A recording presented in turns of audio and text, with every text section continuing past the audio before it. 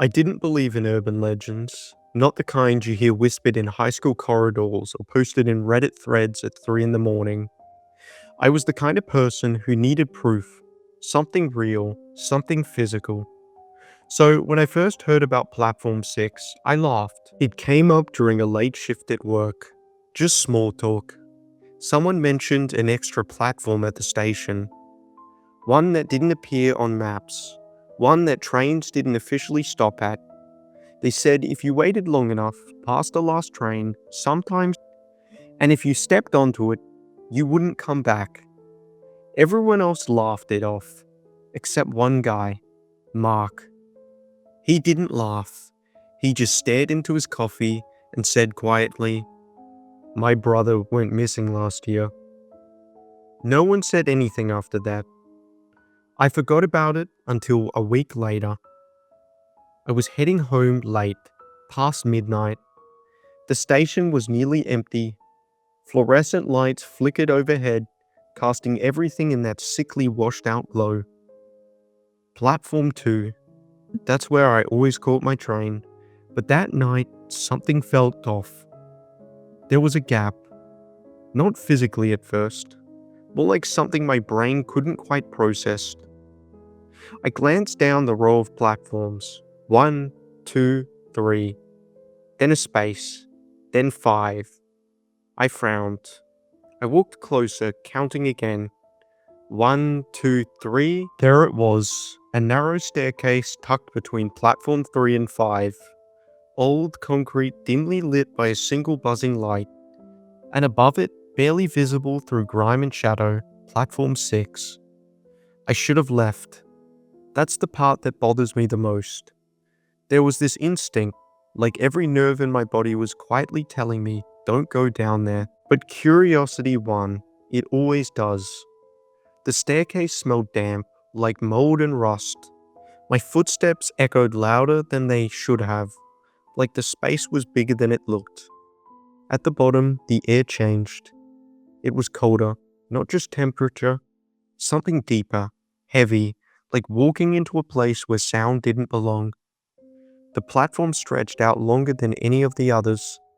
No advertisements, no signs, just bare concrete walls that seemed to absorb the light instead of reflecting it. And there was no people, at least not at first.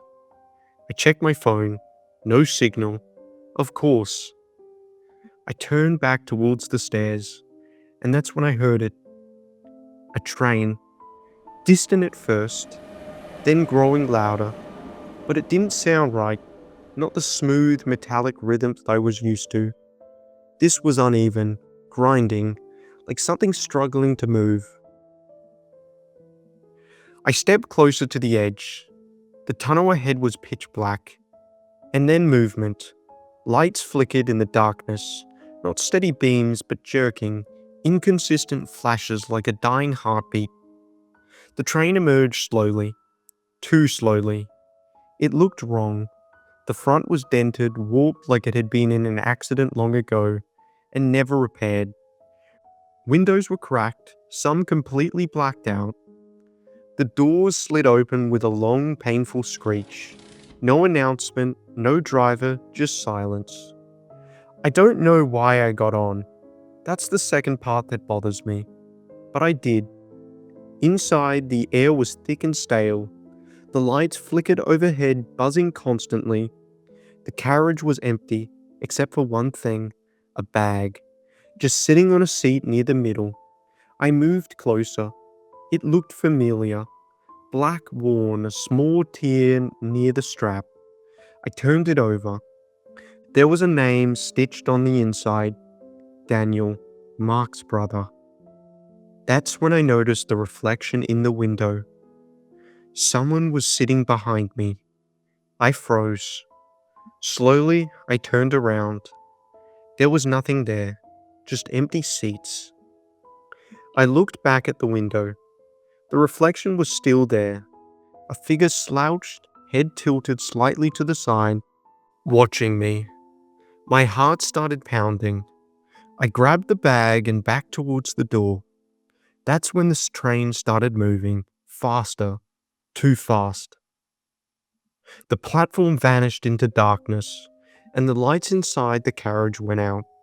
For a moment, everything was completely black, then a flicker, and suddenly the carriage wasn't empty anymore. People sat in every seat, dozens of them, perfectly still, facing forward. Their skin looked pale, grey, like they hadn't seen sunlight in a very long time. None of them moved, none of them blinked, except one. At the far end of the carriage, a man slowly turned his head towards me. His eyes were wrong, too dark, too deep, and his mouth stretched into a smile that was just a little too wide. "You shouldn't be here," he said. His voice sounded layered, like multiple people speaking at once. I ran. I don't remember how long I moved through the train. Carriage after carriage, all the same, all full, all silent, all watching. Until I found the door. It opened just as the train slowed. Another platform. I stumbled out, collapsed onto the ground. The train doors slammed shut behind me, and just like that, it was gone. I looked up. The station was different now. Brighter, cleaner, people everywhere, talking, laughing, moving like nothing was wrong. I grabbed the nearest person. "Where am I?" They looked at me like I was insane. "Well, you're at Central Station," they said. Relief flooded through me. I had made it back, or so I thought. The first thing I noticed was the date. On a single digital board above the platform, it wasn't today. It wasn't even the year. It was 3 years from now. I checked my phone. Hundreds of missed calls, messages, voicemails, all from the people I knew, all asking where I'd gone. And one from Mark. It was short, just one line. "If you see him, don't follow." I dropped my phone because I could hear it again. That sound, the grinding, the broken rhythm. I turned slowly across the station between platform 3 and 5. The staircase was there, and at the bottom, standing in the shadows, was the man from the train, smiling. And behind me, I heard the doors open.